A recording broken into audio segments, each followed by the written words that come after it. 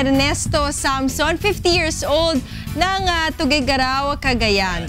Tanong ko lang po kung okay lang po ba na buko juice ang inumin ko palagi para po gumaling yung madalas ko po nararanasan na binabalisaw-saw po ako.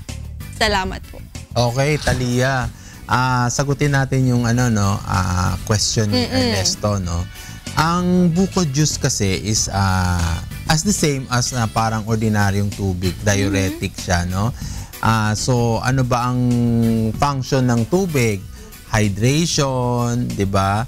At para pag dehydrated ka at nahahydrate ka. Now sinasabi nila pag may mga toxins ka sa katawan, pwede rin mailabas mo through the urine. Now, kung nagbabalisaw-saw ka or yung dysuria in medical term na sinasabi, dapat nating suriin mabuti kung ano ang dahilan bakit ka nagbabalisaw-saw.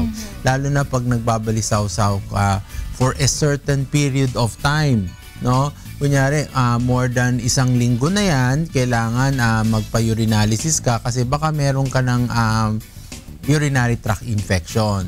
You have to know na kahit na may urinary tract infection ka, acute man, pwede itong magdulot ng mga komplikasyon later on, kagaya ng bato or other problems, or even umakyat sa other system natin, magkaroon ng infection ang bato, yung pyelonephritis, magkakaroon ng nana.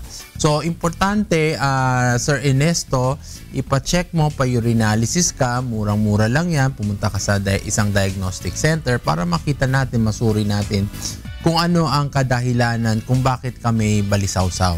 That's the first and foremost, no? Kung urinary tract infection. Okay.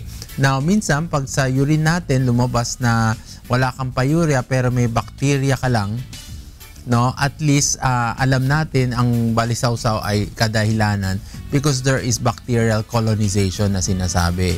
Dumadami ang bacteria at wala ka namang infection. So, you do not give, Talia, antimicrobials.